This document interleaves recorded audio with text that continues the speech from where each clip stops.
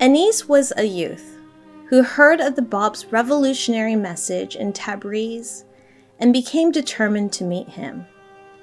Anis's stepfather, embarrassed and ashamed by his stepson, locked Anis in their house and refused to let him leave. A fellow believer in the Bab's message visited Anis during this time, finding that despite his captivity, he beamed with happiness. Anis explained,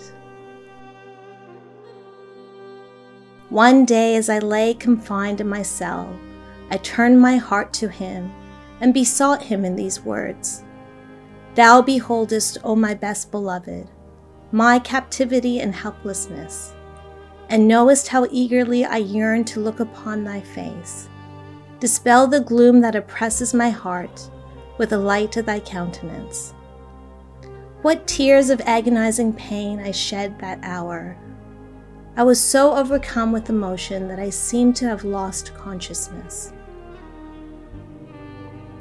Suddenly I heard the voice of the Bab, and lo, he was calling me. He bade me arise. I beheld the majesty of his countenance as he appeared before me. He smiled and he looked into my eyes. I rushed forward and flung myself at his feet. 'Rejoice,' he said. 'The hour is approaching when, in this very city, I shall be suspended before the eyes of the multitude and shall fall a victim to the fire of the enemy. I chose no one except you to share with me the cup of martyrdom. Rest assured that this promise which I give you shall be fulfilled.' With Anis joyful and serene, even in confinement, his stepfather soon released him. 2 years later, the Bab was brought to Tabriz to be executed. Anis, unafraid of the consequences, pushed his way through the fierce crowd around the Bab and threw himself at his feet. He was seized along with a few others who followed his example and imprisoned with the Bab in Tabriz's barracks. Sayyid Hussein, the Bab's amanuensis, recounted,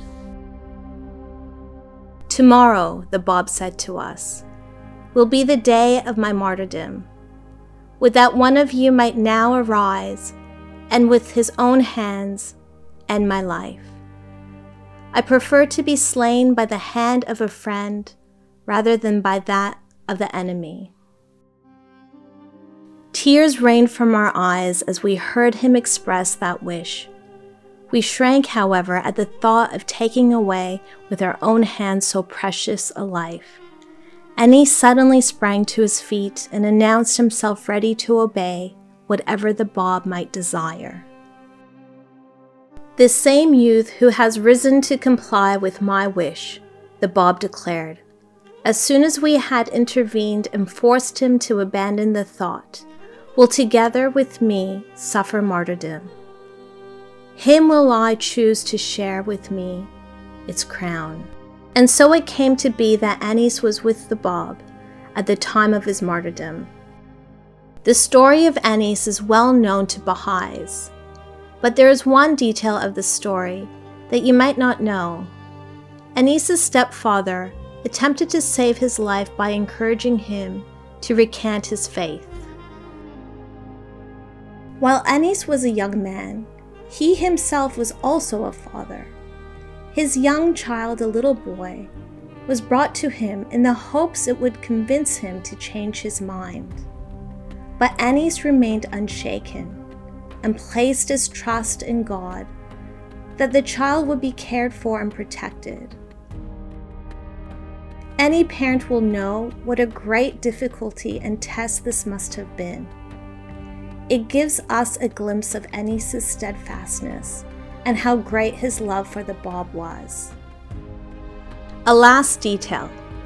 Perhaps you've seen and contemplated the beautiful shrine on Mount Carmel as a final resting place of the Bab. When you next look, consider that Anis must be buried there too. Historical accounts tell us how, under the rain of bullets, the flesh of the Bab and his disciple were united, and ultimately hidden in a casket until they would be fittingly buried on Mount Carmel by Abdu'l-Baha. The beauty and majesty of the shrine of the Bab are testaments to the greatness of his station. That Anis is also buried in that hallowed place can perhaps help us follow his example of devotion and love for the Bab.